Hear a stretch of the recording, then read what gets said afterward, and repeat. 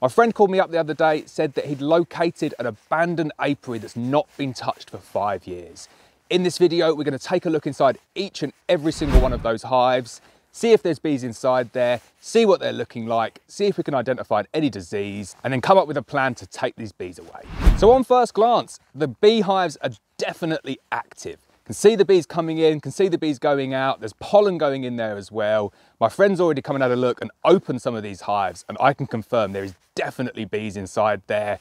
Some really big, strong colonies as well. And he reckons there's some really aggressive bees down here as well. So what we're going to do in this video, I'm going to get my bee suit on, we're going to get the smoker on. First thing we're going to do is we're going to take a look inside the colonies, see what the bees are looking like, and then we'll come up with that plan going forward. But the big risk that we're looking out for here, and what we need to prepare for in this video, is the fact that there might be foul brood disease here.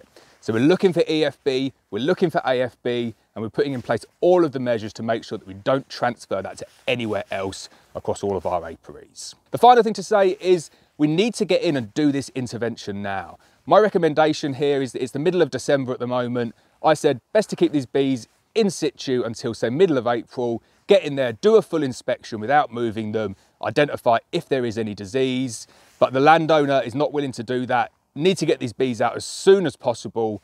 So in order to assess the disease nature of the colonies, we're going to have to get in here. It's the wrong time of the year, but luckily it's a relatively mild December. Shouldn't do too much damage. We're going to assess to see if they've got disease before we move them on. So I'll get my bee suit on, I'll get my lighter lit, I'll get my friend to come and help me, and we'll get inside, take a look at these bees.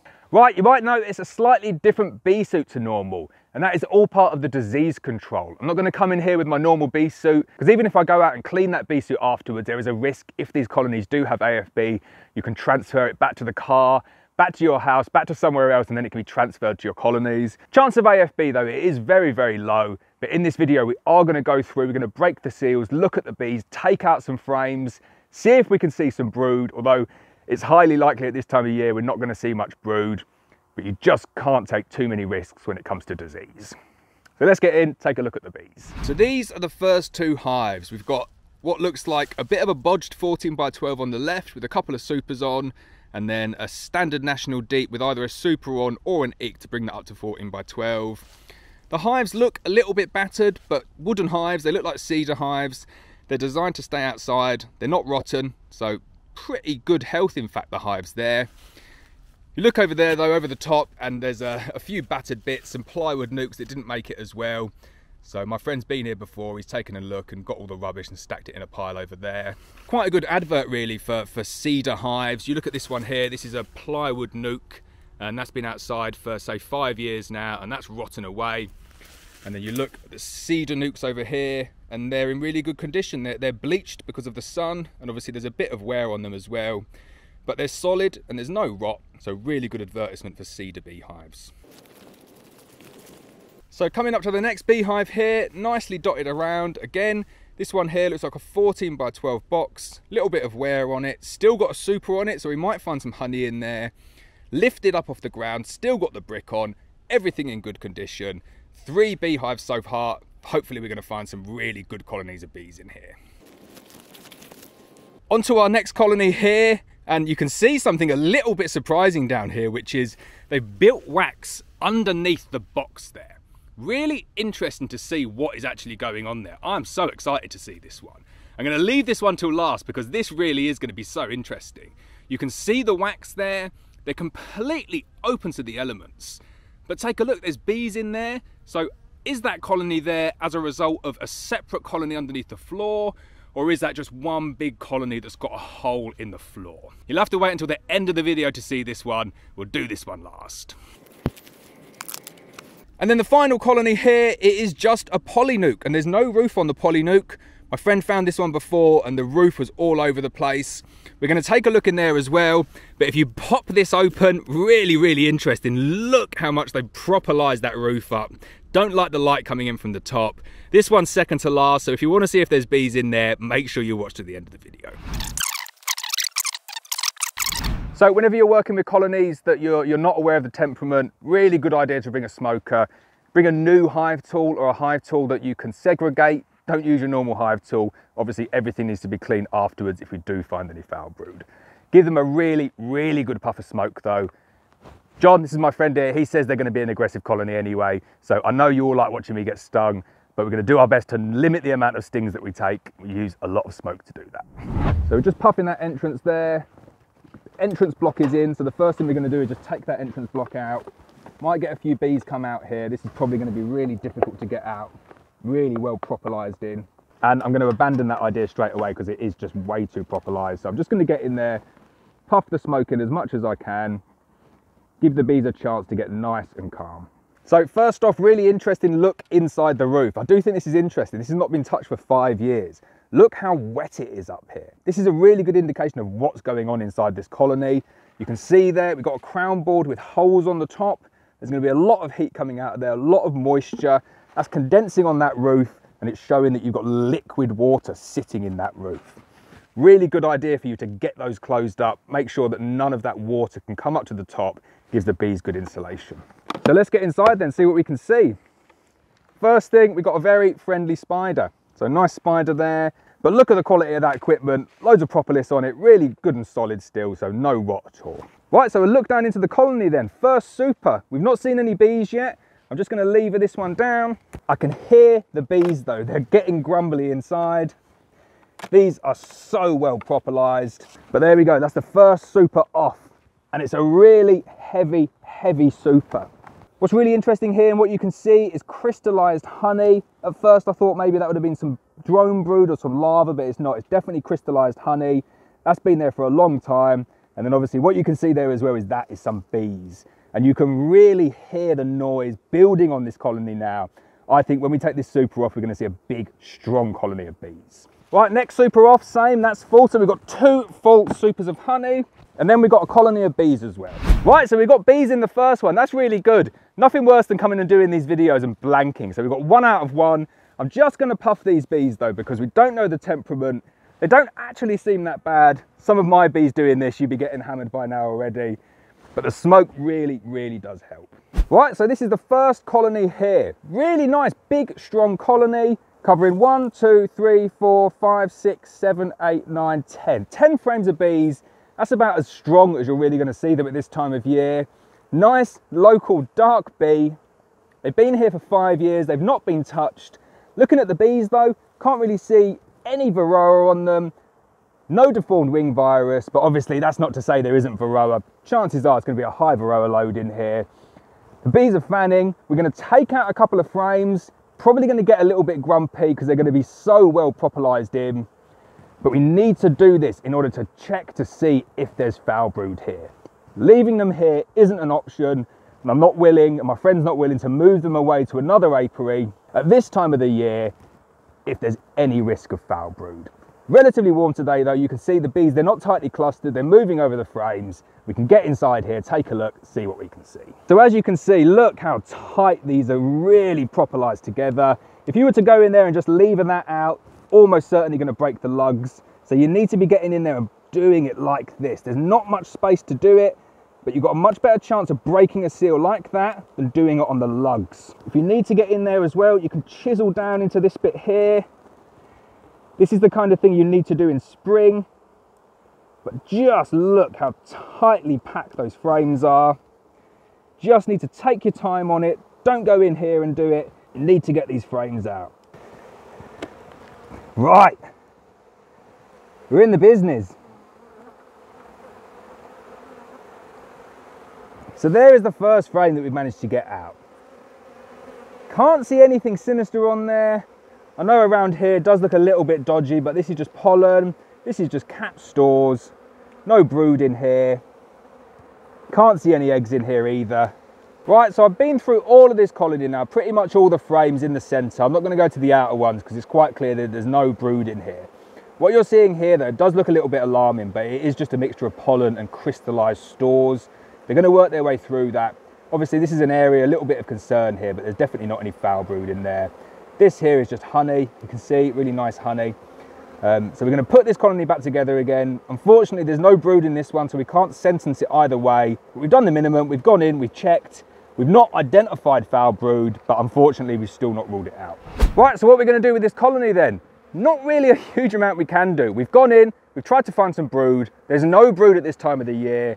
I'm going to put everything back together again, and I'm going to advise that this colony here isn't moved until the spring, until they start rearing some brood, and until you can identify if there is an actual risk of foul brood. Until then, I'm going to treat this colony as if there is foul brood. Just take all of those biosecurity measures.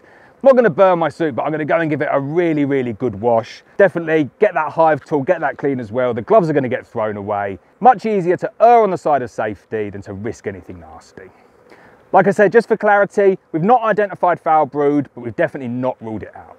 So just a little tweak that I'm going to make to this colony here, really simple. Just going to take an old battered piece of plywood, just going to break that off into 2 bits, place them over the holes like that. That should stop any moisture coming up and rotting this board anymore. This roof here, it is getting up through, it is making a little bit damp. That should stop it, keep the moisture down below in the beehive.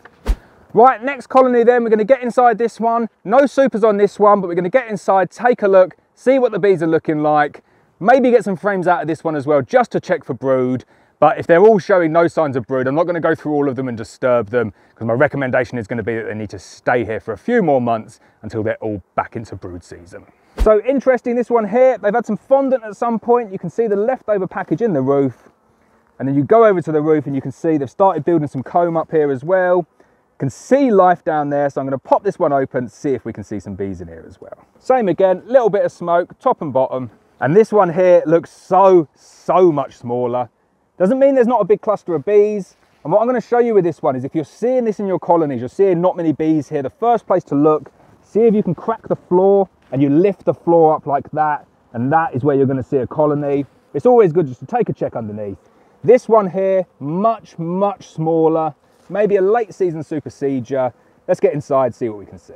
Now, whenever I see colonies like this of my own, I always get concerned. No visible clustering, considerably less bees, little bit more tetchy. If these were my own bees, I'd hazard a guess that they've probably not got a queen in there, or they've got a drone laying queen, but you really can't tell until you get in there and take a look. Now see if I can get a couple of frames out again, see if they've got any brood in there.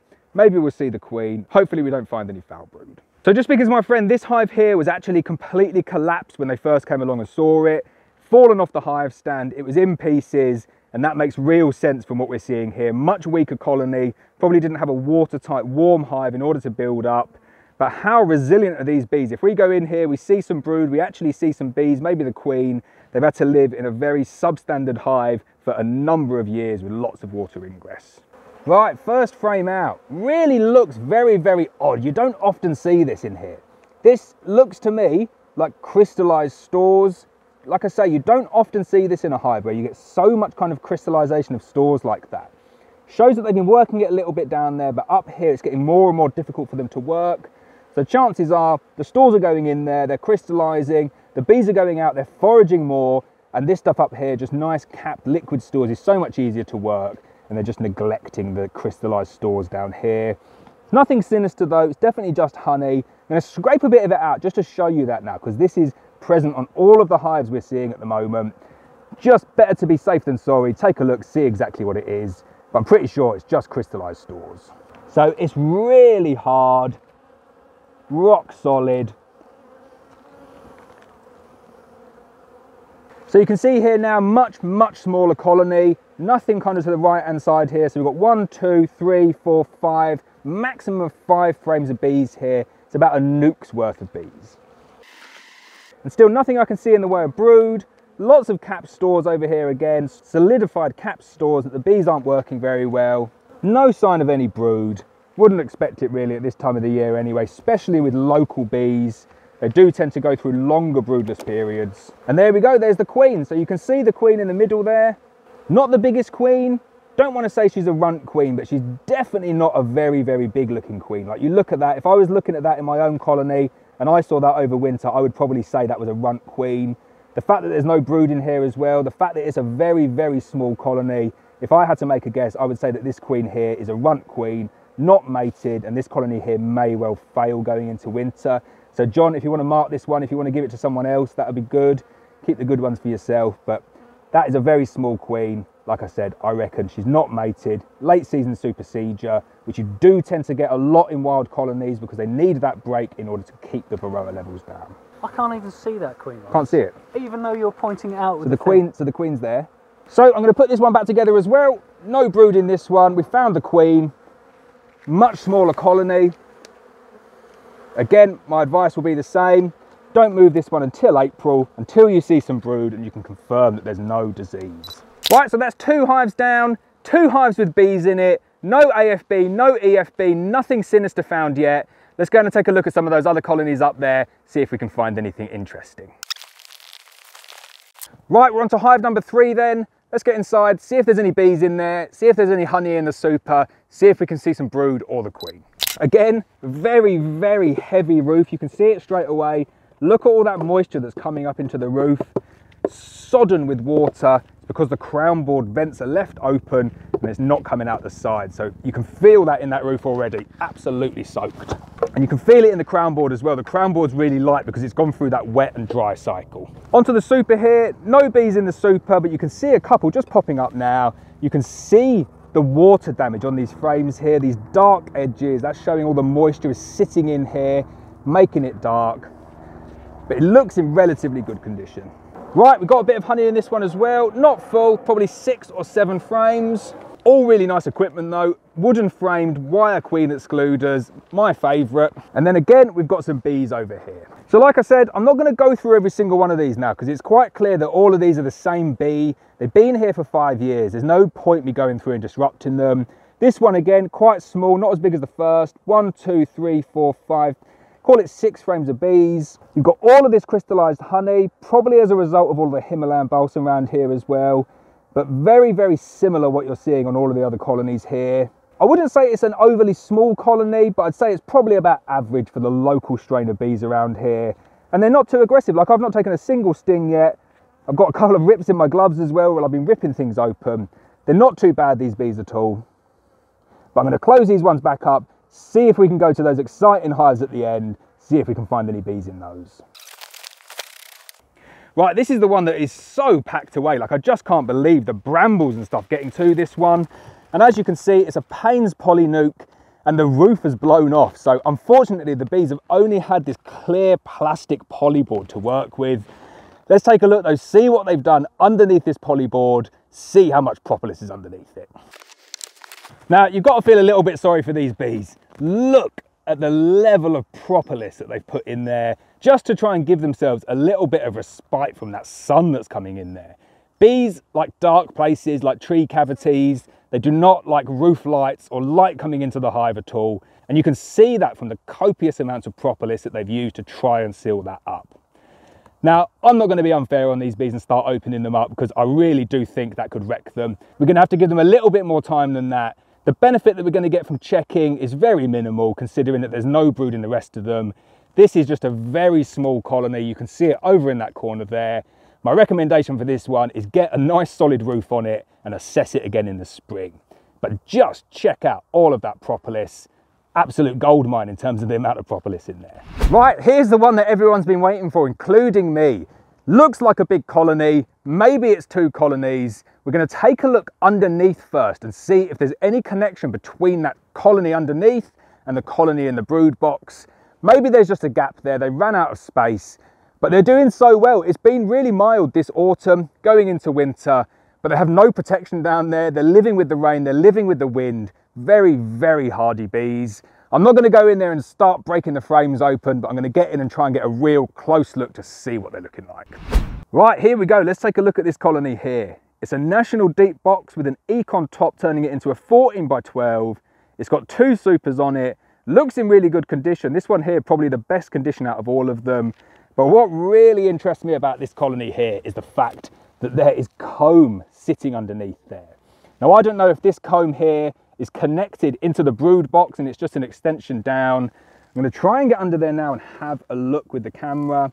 It's a little bit difficult though to get in there. So what I'm going to do is I'm just going to tilt it up and see if we can see anything when we tilt it. Right, as you can see, I've tilted it up and that colony underneath is completely separate. It's a separate colony, so there is a wild colony living underneath a beehive, middle of December, and there's still bees underneath it. I think that is amazing.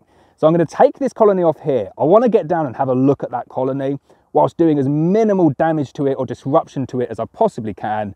But I'm just so interested to see how that colony is surviving without a beehive in the middle of Wales in the wind and the rain. Right, how interesting is that? It is two separate colonies. I want to take a look inside, so I'm going to lift this whole beehive off. The floor is essentially the roof of the colony below, so I'm going to leave that. I'm going to take the roof off, contain the bees in the top hive, move it off to one side, and then we'll have a look at the colony underneath. Right, so what is so interesting here, lifting up that is a national deep with a 14 by 12 eek, 2 supers, and I've lifted it straight up. Really not very heavy at all. So what I'm thinking here is that we're not going to find a colony in there. The colony is underneath. They've swarmed, they've attracted all of the bees down underneath.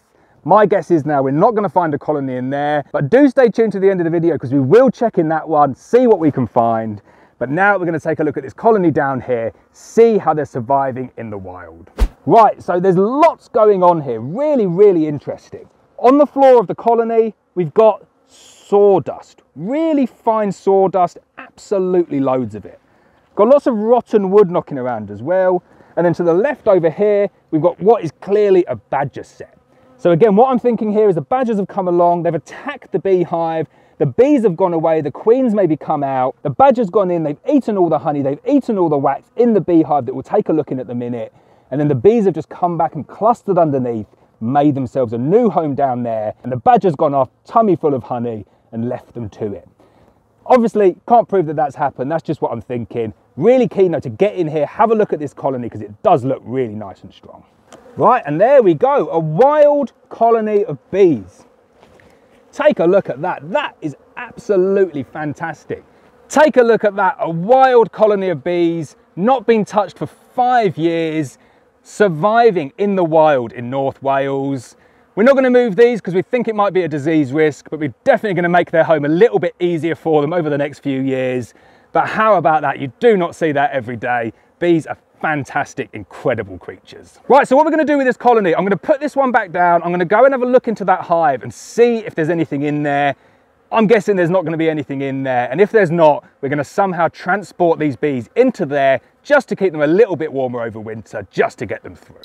Right, what an amazing video this is turning out to be. We're going to take a look in this final beehive now, see if there's anything in here. Could be wasps, could be Asian hornets, who knows? Going to be a real mystery box, this one. My guess though is there's not going to be any bees in there, but you just never know.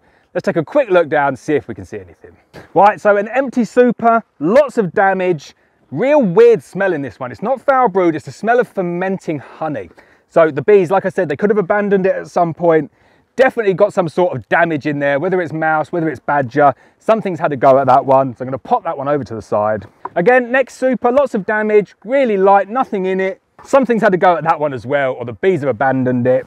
And then what we're seeing here is really, really interesting. You look closely at this. This is drones, drone bees. And they've been able to not get through that queen excluder, but just look how well they've preserved themselves.